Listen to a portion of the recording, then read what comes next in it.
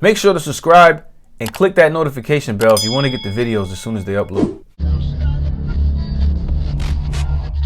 YouTube, what up? Welcome back to another Pounds 978 custom video, and today I want to show you Spider-Man Unstable Molecule suit, or also known as the Threats and Menace suit. A recent design, I want to say 2022, 2021, something like that. I saw it a while ago. I wanted to make it. It was on the to-do list, and finally someone commissioned it, so I was happy to make it. I think it turned out pretty well if you want to compare it to its comic book reference. The hardest part, I'd probably say, is the emblem because of the thin legs and the square shaped body. But other than that, everything's pretty simple. There's no webs, so you'll save yourself a lot of time if you want to make yourself one of these. And if you do, you're going to need a Sunfire body or any body that you choose, but this one is a Sunfire body. Emblem in the back as well. If you look really close, there's an orange, a lighter orange inside the darker orange on the emblem, just to kind of make it appear as if it's glowing. It's not the best glowing effect ever, but it does look okay. My favorite part of the Spider-Man would probably be the eyes, which is ironic because they don't look like Spider-Man eyes, but for some reason they look menacing, and I guess the name Threats and Menace, or Menace and Threats, fits the suit pretty well. The suit has a futuristic look to it, so when I first saw it I wasn't really excited. It didn't look like Spider-Man to me, but the more I got familiar with it, the more I liked it. Simple color scheme, just a French blue, two tones of gray, orange and black, and then another lighter orange for the logo and eyes. But that's it pretty much. Two tones of gray, blue, orange, black.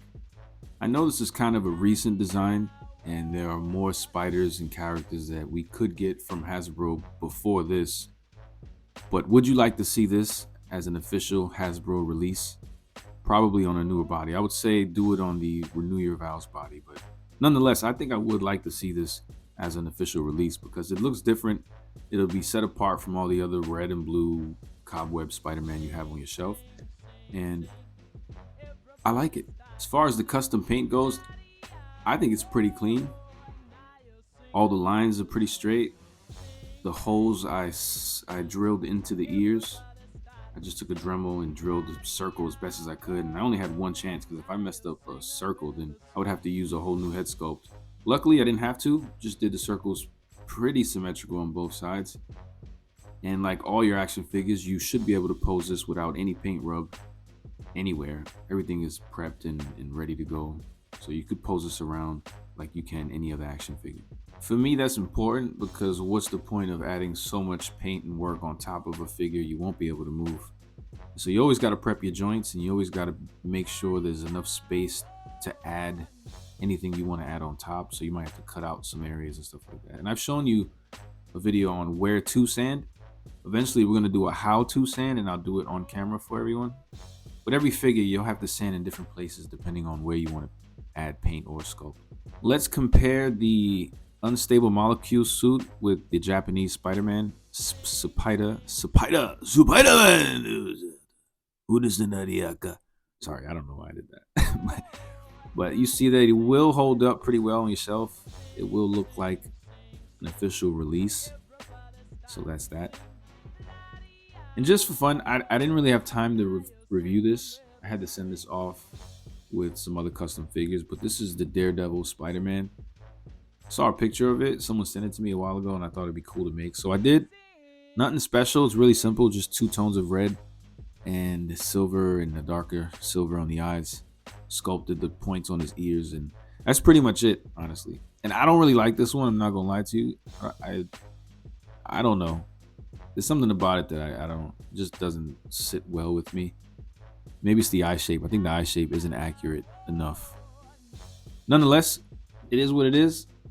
For me, every time I make something that I'm not too impressed with, it's a double-edged sword, right? Because the bad part is, damn, I spent so much time making this and it didn't come out good. The good side is, well, it just means I got to try again and make it better. And so that's good. When I'm not satisfied with something, it just gives me an opportunity to make it again.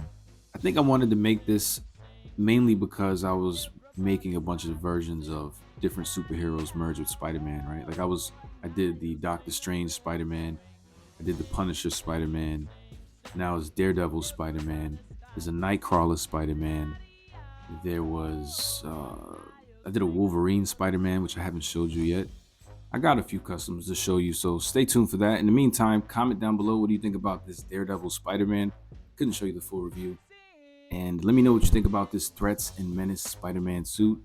Personally, I think this came out really clean, and if Hasbro wanted to give us an official version, I would definitely pick it up on retro card or in package. Either way, good comic book Spider-Man designs, I'm always a sucker for. But anyway, let me know what you think about it in the comment below, and stay tuned because I will bring you some new customs and figure reviews very soon. Appreciate it. Choose to subscribe, you the man. Yes, you. Everyone below in the comments. Yes, you too. Thank you very much for showing me love. Who knew? It's ironic how we think out the box for you too, right? Sing, sing, sing, sing. Everybody.